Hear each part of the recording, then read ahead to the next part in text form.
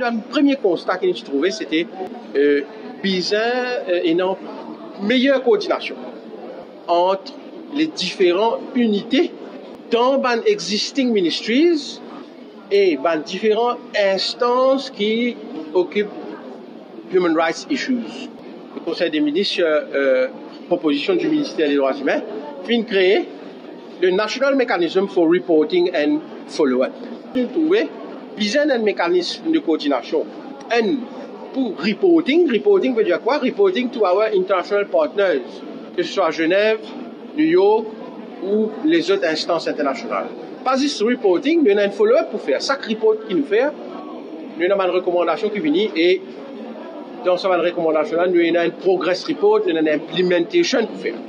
Et suite à une consultation qu'il fait faire avec le bureau du Office of National of Human Rights Commission qui est basé à Pretoria, UN Office of the High Commissioner for Human Rights, nous arrivons à la conclusion, après délibération, que ça National Mechanism for Reporting and Follow-up nous visait créer de façon administrative, c'est-à-dire cabinet de décision suffit.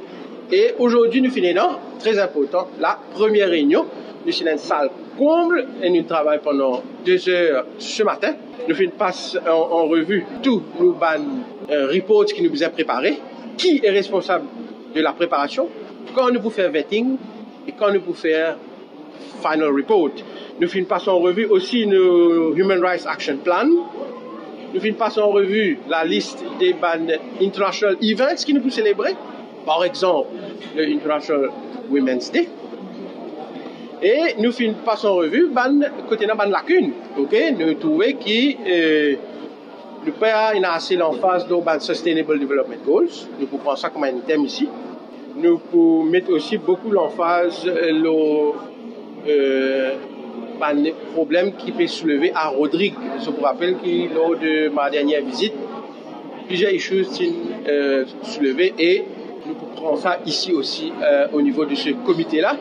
Le comité, comme on promet l'année dernière, ce n'est pas un comité qui vous joigne une fois par an.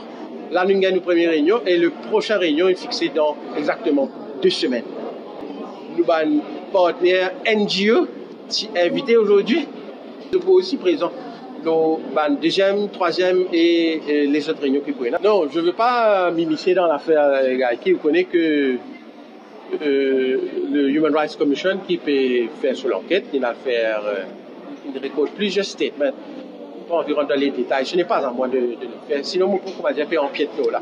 Est-ce qu'il fait ce travail en toute indépendance? Nous avons tendance à croire que les droits de l'enfant, il y a une façon isolée. Nous devons promouvoir les droits de l'enfant avec l'équipe en partenariat. Et ça, réunion aujourd'hui, nous comprenons que nous devons adopter une attitude holistique aux droits humains. Et quand nous disons droits d'enfant, c'est les droits humains. Parfois, nous pensons que les droits d'enfant, pas droits humains. Ça, c'est une affaire très importante. C'est-à-dire qu'on nous fait promouvoir la Convention relative aux droits de l'enfant. Parce que moi, la loi, c'est promouvoir la Convention relative aux droits de l'enfant et promouvoir compliance. Vous avez make sure que tout le monde partie concernée de respecter la Convention. Dans une place comme ça, côté de nos différents partenaires, premièrement, de sensibiliser à la promotion des droits de l'enfant. Deuxièmement, c'est un travail ensemble. Chacun un ministère qui concerne les droits de l'enfant, c'est le ministère de l'égalité des genres et de la promotion des droits de l'enfant. Mais pas celui tous les autres ministères concernés. Et aujourd'hui, nous trouvons que tous les autres ministères présents. Et ça, c'est une affaire extrêmement importante pour moi. C'est droits d'enfant, c'est l'enfant mauricien qui sort de gagnant. À ce moment-là aussi, bon, il y a les autres droits humains qui vous avez respectés et nous avons une réunion qui va faire vite pour les gens pour discuter, vous pensez fort intéressant. Alors, qu'est-ce que vous souhaitez voir émerger de cette réunion, de ce genre de forum?